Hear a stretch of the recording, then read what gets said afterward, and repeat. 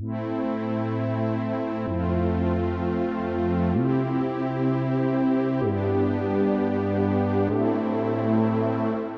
军汉光38号演习于5月16日登场。今年的演习分为5月份的兵棋推演和7月份实战演练两个部分。台湾防务部门宣称，由于俄乌冲突带来的启示，今年最大的变化是将过去的电脑兵推改为图上兵推，重点讨论战术战法，通过研究战术在实战中以小吃大，并非不可能。汉光是台湾军队众多军事演习的代号之一，台军例行的年度重头大戏一度被捧得很高。台美断交之后，台湾军队依据固安独立防御作战计划，组织实施3军联合作战演习，即汉光演习。它是目前台军层次最高、规模最大、科目设置最齐全、情况设置最复杂、参演兵力最多、对抗性最强、合成度最高的年度例行性演习。1984年6月23日举行了汉光1号演习，此后每年演习一次。汉光演习一般由台军参谋总部统一筹划，陆海空3军总部轮流负责组织实施，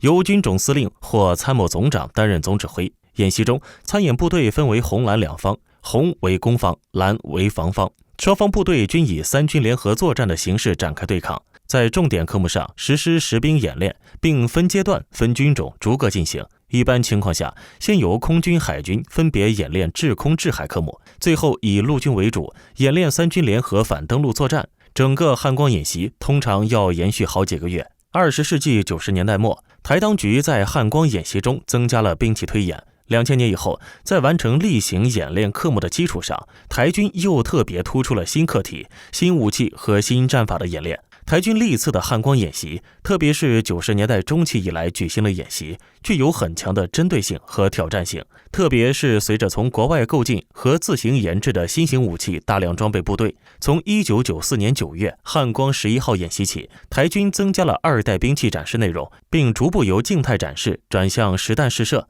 公开炫耀武力，表现出较强的攻击性。90年代后期的几次演习，台军开始重视除陆海空天之外的第5维战场电磁领域的争夺，把电子信息战作为闭眼项目加以突出。台军方高层官员指出，电子战与信息战装备是台军建军重点项目之一，并在机密的计划下，分别推动卖户计划以及资安计划，以防护电磁脉冲武器对指挥控制通信情报系统的攻击，以及资讯系统的安全。与汉光演习配套进行的每年一次的同心演习，是台湾后备军人最大的训练活动。台湾当局一直重视后备军力的建设，将其视为总体战力的重要组成部分。按照台军设想，未来守备旅将以后备动员为主，平时以维持基本单位，重要的打击部队则留待决战时运用，即以动员部队放在第一线，打击部队留待决战。因此，后备力量动员演练就显得必不可少。从近年演习情况来看，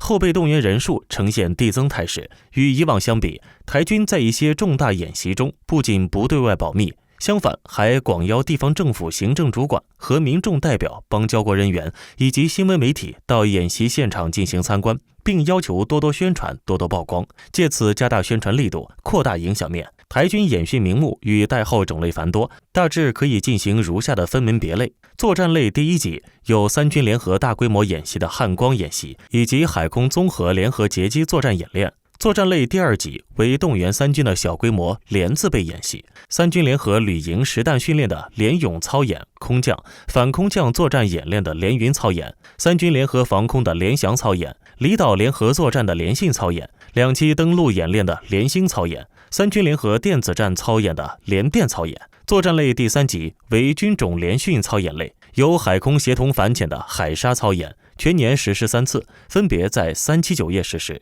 陆军、海军陆战队防空导弹射击的神功操演，全年实施2次，分别在4、8月实施。作战类第4级，陆军射击演练有6军团火炮射击的金锤操演，8军团火炮射击的天雷操演，10军团火炮射击的昆仑操演，空军防空部队不同空层防空导弹射击的神箭操演，以及海军制海导弹实弹射击操演。作战类第5级为军种及作战区操演，有联兵旅对抗训练的长胜操演和长青操演，空军针对地面操演及空中演练的天龙演习，海军陆战队据点战斗演练的前锋操演，陆军航特部空骑旅演练的神鹰操演。台军地面部队与兵科学校协同演练的协同操演，北部作战区机动步旅演练的雄狮操演，马祖地区备战的万平操演，陆军特战部队基地建设的武汉操演，金门年度防护射击的晴天操演。最后一级为后备动员类，比如在9月配合汉光演习而实施的万安、同心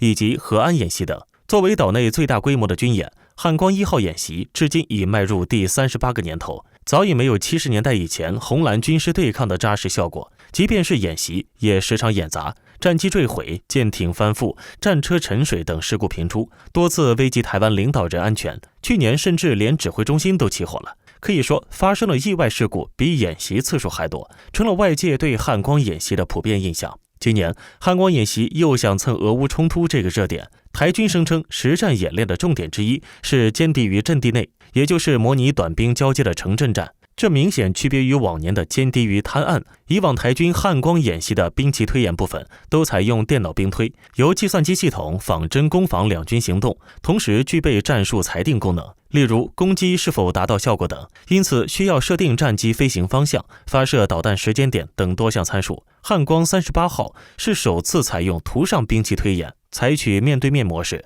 让参演人员更能详实探讨战术战法。各作战区相关人员接获命令进驻指挥所进行图上兵棋推演，参与人员主要负责作战指挥的高层以及相关参谋，不需要动用大量编组人员。这次俄乌冲突让台军如梦初醒，按照常规军力对比，俄军数据远强于乌军，若是计算机兵推，永远都是俄方得胜，也不会打成今天这个局面。台军防务部门负责人邱国正表示，汉光38号的兵棋推演调整为图上兵推方式，主要原因是近年敌情威胁愈趋严峻，俄乌冲突也让全球对现代战争形态的改变获得了很大的启示。海峡天堑的天然环境影响敌人采取的作战方式及目标选定，因此透过图上兵推的方式，一步一个脚印，可务实研究每个演练科目，以验证平日战演训任务的成果。台陆军之前在台军中并不受重视，而此次俄乌冲突，台陆军表示受到的启示较多，特别是野战防空向来是陆军建军要项，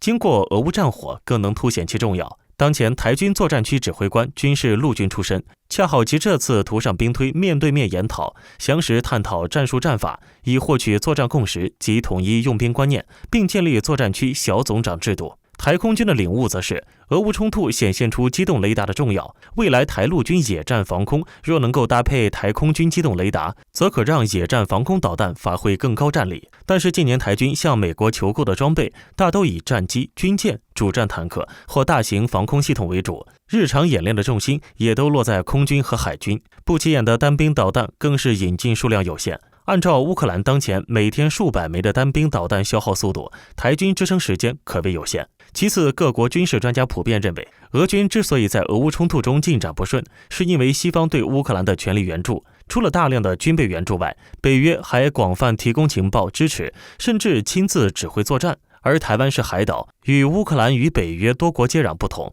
运补较为困难。由此可见，试图通过此次汉光38号演习复刻乌克兰的成功，恐怕仍有难度。本期视频就到这里了，请持续关注我们，既可以收看最新视频，又能浏览往期的精彩。欢迎在评论区留言，我们下期再见。